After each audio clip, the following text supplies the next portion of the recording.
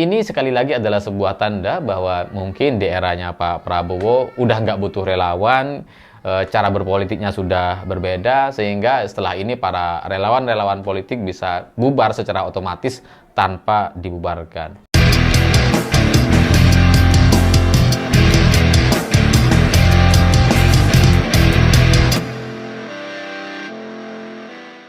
Selamat malam semuanya. Hari ini terus terang saya agak bersyukur karena di tahun ini gara-gara kalah pilpres atau mendukung capres yang kalah, saya tidak termasuk ke dalam kelompok orang yang berburu jabatan atau kursi komisaris. Ya karena kalau teman-teman saya yang lain yang mendukung Prabowo dan Gibran di Pilpres 2024 kan masih berjuang terus gitu ya untuk bisa jadi komisaris. Dan yang masih belum tetap berjuang karena harapan masih banyak. Kursi komisaris masih bisa diatur dan terus bisa ditambah kapanpun. Jadi masih banyak relawan-relawan yang sekarang itu masih berjuang untuk menjadi komisaris. Tapi kabar buruknya kemarin Danantara kemudian mengumumkan bahwa semua jajaran direksi komisaris, entah itu yang BUMN atau anak perusahaannya, itu dilarang untuk mendapatkan tantim. Jadi kebayang nggak gitu ya, orang yang sudah capek-capek berjuang, sudah lobby kanan kiri, sudah bawa oleh-oleh terusan gitu ya. Ya datang ke bosnya, datang ke elitnya gitu ya, ya membujuk, ya mencari muka gitu ya, dan kemudian akhirnya jadi komisaris gitu ya. Bahagia sekali karena mendapatkan banyak sekali fasilitas dan gaji yang sangat luar biasa, nyaman gitu kan.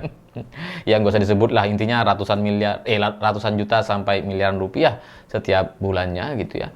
Tapi setelah perjuangan yang begitu panjang itu, setelah sikut kanan kiri gitu ya, beradu dengan teman-teman relawan yang lain, tiba-tiba hari ini tantimnya dihapus. Bonus atau uang hasil dari keuntungan perusahaan yang biasanya didapat setiap tahun kepada jajaran direksi komisaris itu per tahun ini itu nggak akan ada lagi. Karena Danantara katanya mau melakukan efisiensi, jadi semua jajaran direksi komisaris nggak dapat apa-apa. Ya cuma gaji biasa saja yang tidak seberapa, dan ya setiap tahun mereka nggak akan dapat bonus seperti sebelum-sebelumnya. Dan ini nampaknya yang diputuskan oleh pihak Danantara ini akan secara otomatis mengubah gaya politik untuk 5 tahun ke depan akan seperti apa. Karena ini berbeda jauh sekali dengan sebelum-sebelumnya. Karena di era Pak Jokowi sebelumnya yang namanya komisaris, enak gitu. Teman-teman saya tuh adalah beberapa yang saya nggak bisa ceritakan dan sebutkan namanya secara detail, tapi bos semua itu. Orang yang kelompok relawan yang tiba-tiba jadi komisaris gitu ya. Ibaratnya tuh orang yang kemarin baru masih ngontrak di Jakarta, harga kontrakannya masih 1,5 juta sebulan. Kalau udah jadi komisaris, langsung beli rumah. Ya karena 5 tahun akan aman dan itu pemasukannya benar-benar mencapai ratusan juta sampai miliaran rupiah secara akumulasi gitu. Jadi ya jadi komisaris tuh enak banget gitu. Tapi tahun ini kabar buruk kepada semua pihak kelompok relawan yang selama ini memburu kursi komisaris. Karena kalian kayaknya sampai 5 tahun ke depan atau setidaknya sampai tahun 2029 tidak akan seenak sebelumnya gitu. Karena kenapa saya bilang ini akan mengubah gaya politik secara keseluruhan? Karena ini benar-benar berbeda gitu. Akan ada efek yang sangat besar sekali gitu. Karena komisaris itu kan biasanya adalah jabatan politis yang ditujukan untuk bisa menampung relawan biasanya gitu ya, atau ya juga ada kader-kader partai, tapi cenderung itu adalah kelompok relawan. Dan relawan atau organisasi kelompok relawan adalah satu-satunya elemen politik yang nggak punya logistik, yang nggak punya pemasukan.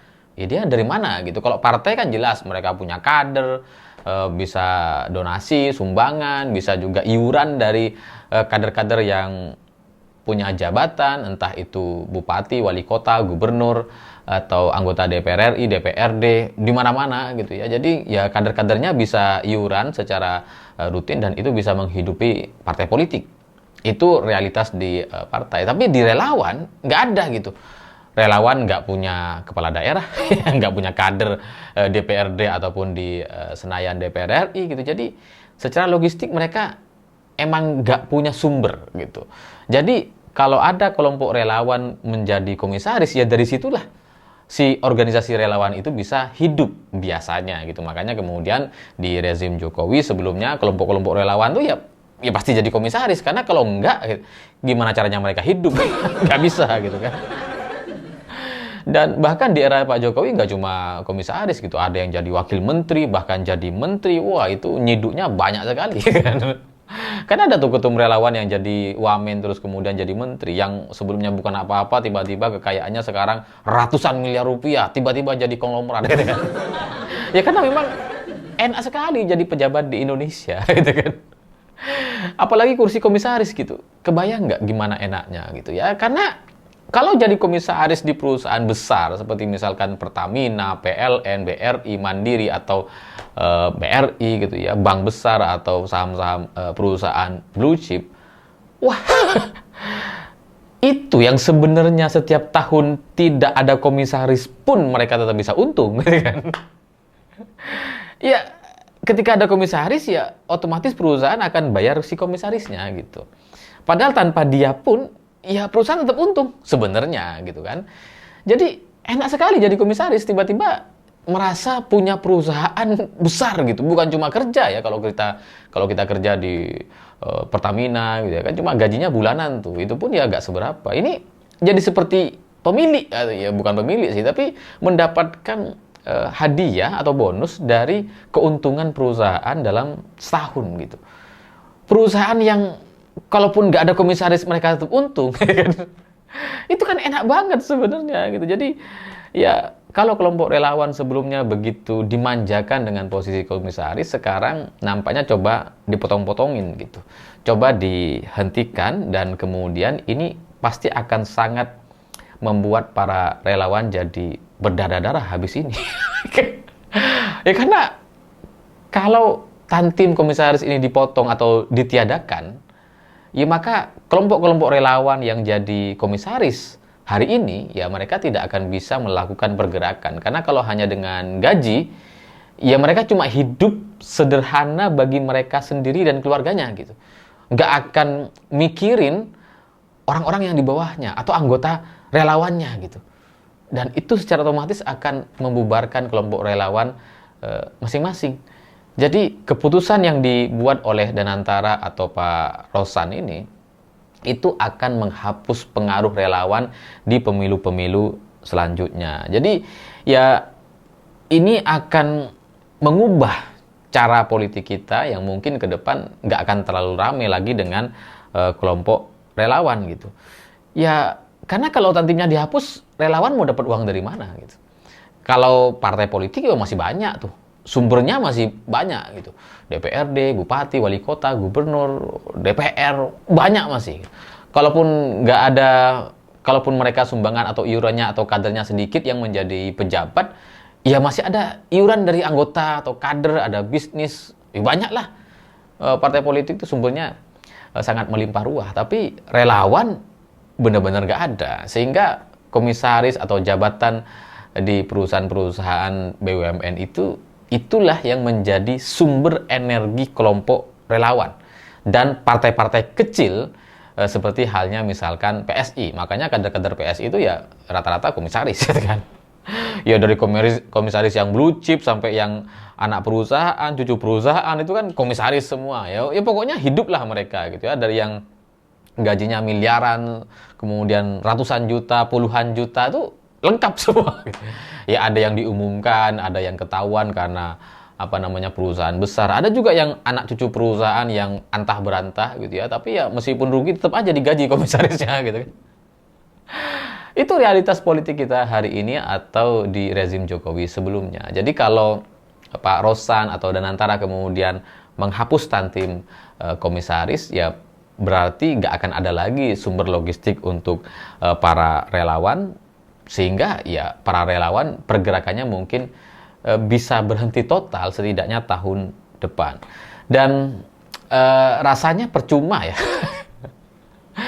Karena kita percuma bagi kelompok yang sebelumnya sudah berjuang berdarah-darah gitu ya. Ya karena setelah Pilpres itu lumrah lah. Wong dulu kan ada tuh pimpinan lembaga survei yang sebenarnya udah kaya raya gitu. Tetap aja berjuang WA untuk bisa menjadi komisaris. Karena sehebat-hebatnya usaha, tetap aja kalah sama posisi komisaris gitu. Ya karena kalau komisarisnya Freeport atau Pertamina atau Bank Mandiri itu ya nggak ada yang bisa ngalahin lah pendapatan dari sana gitu, karena ya kita berjuang atau bekerja habis-habisan 24 jam itu nggak akan ada apa-apanya gitu.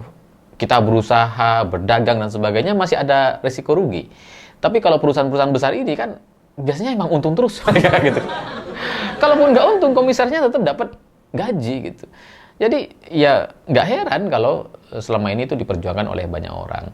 Nah, masalahnya orang yang selama ini sudah berjuang habis-habisan gitu ya, sampai ada yang diuji ke MK, bayangin ya, bahwa wakil menteri nggak boleh sekaligus menjabat komisaris gitu ya, tapi tetap ngotot, tetap jadi komisaris. Ada 30 wakil menteri setidaknya yang menjadi komisaris hari ini, dan juga beberapa diantaranya adalah rame-rame kader PSI. Dan dari 30 wakil menteri yang kemudian jadi komisaris hari ini, saya curiga itu adalah bagian dari pengumpulan logistik yang diatur secara sistematis gitu ya, terstruktur masif gitu, supaya ya kalau dikumpulin lumayan lah gitu ya. Ya karena kalau ada partai yang kemudian nggak punya kader di Senayan tapi kemudian punya kursi komisaris banyak, lumayan juga bisa iuran setiap bulan. Tapi semua rencana-rencana itu mungkin nggak akan ada gunanya, karena logistik atau strategi yang coba dibangun dengan menempatkan 30 wamen itu sekarang semuanya bisa dibilang udah nggak ada gunanya. Bubar aja gitu, karena ya kalau tantimnya nggak ada, mereka mau setor apa? Dan ini sekali lagi adalah sebuah tanda bahwa mungkin di eranya Pak Prabowo udah nggak butuh relawan, cara berpolitiknya sudah berbeda, sehingga setelah ini para relawan-relawan politik bisa bubar secara otomatis tanpa dibubarkan. Ya wajar kalau kemudian juga ada kelompok relawan yang nggak kunjung kongres ya. Mungkin karena ada banyak sekali pemangkasan gitu ya, ada logistiknya tersendat seperti sekarang ya karena memang nggak ada dananya gitu. Relawan itu dari mana kalau nggak dari jabatan-jabatan politik seperti ini gitu.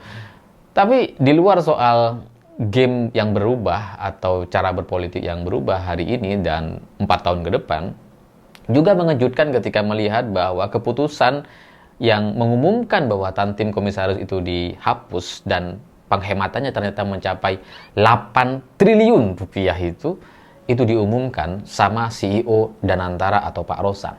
Padahal biasanya untuk urusan komisaris, BUMN dan sebagainya itu urusannya Menteri BUMN atau Erick Thohir. Tapi sekarang Erick Thohir kayak di mana sih Pak Erick? Kerjanya kayaknya nonton bola aja itu. Kayak nggak dianggap gitu. Dan saya juga ngelihat kalau kalian perhatikan di bank-bank atau di di cabang atau di mesin ATM, kalau ada biasanya ada logo BUMN gitu ya. Sekarang logonya Danantara. Pak Erick di mana Pak Erick? Ya itulah politik. Dalam satu kebijakan, dalam satu malam bisa berubah, dan semua yang disusun dalam berbulan-bulan, bertahun-tahun bisa hancur dalam hitungan jam. Saya pikir itu. Terima kasih sudah menonton. Begitulah kura-kura.